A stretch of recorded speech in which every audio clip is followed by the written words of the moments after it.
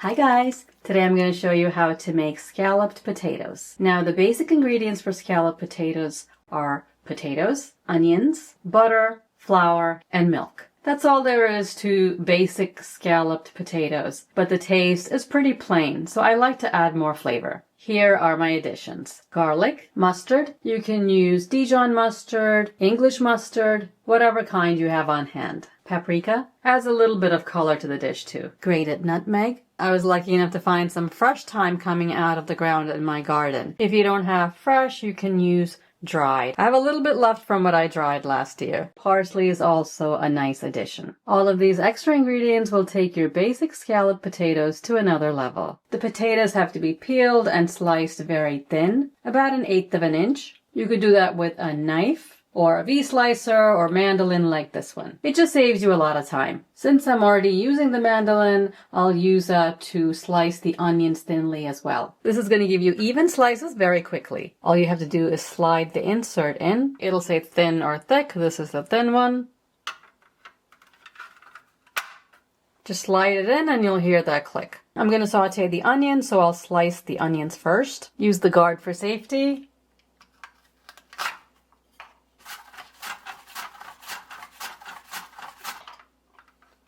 Perfectly even, thin slices. I'm going to cut them in half. And they're ready to be sauteed. Heat up a large pot to saute the onions. Add some butter, the onions, and salt. Cook the onions until golden. Grate the garlic while the onions are cooking. Also chop up the thyme if you're using fresh thyme.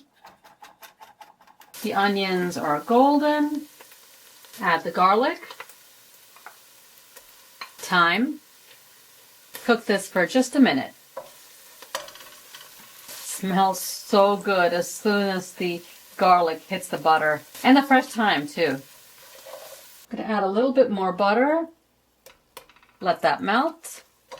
Now we'll add the all-purpose flour.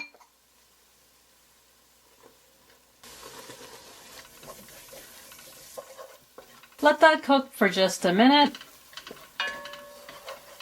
Add the milk.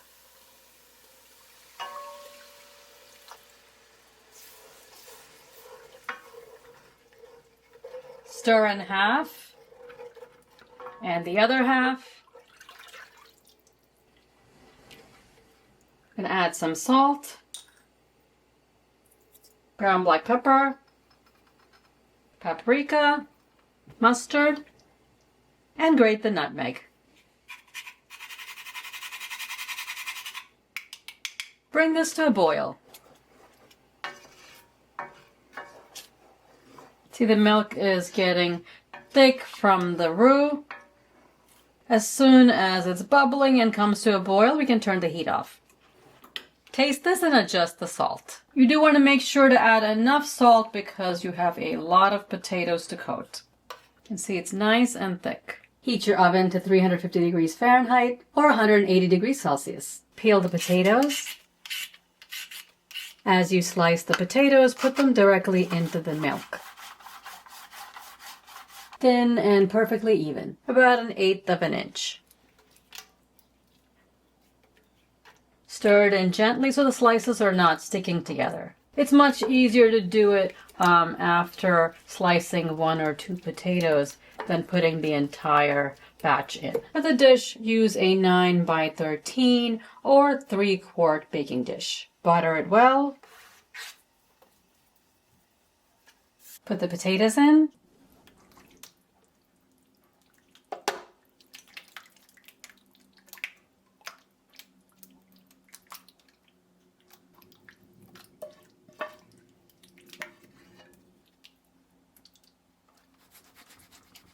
Cover with foil.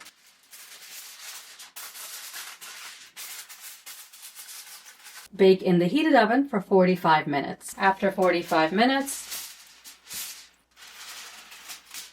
I could hear it bubbling in the oven. Potatoes are soft and cooked. Now this is just gonna stay open, uncovered, back in the oven for about 20 minutes until the top is golden brown. You can also put it under the broiler for a few minutes. Let this rest for 15 minutes before cutting into it. It's creamy and has lots of flavor from the mustard and paprika. The top's a little crispy. It's a very satisfying side dish. Give this a try and let me know how you like it. Subscribe and I'll see you next time. Thanks for watching.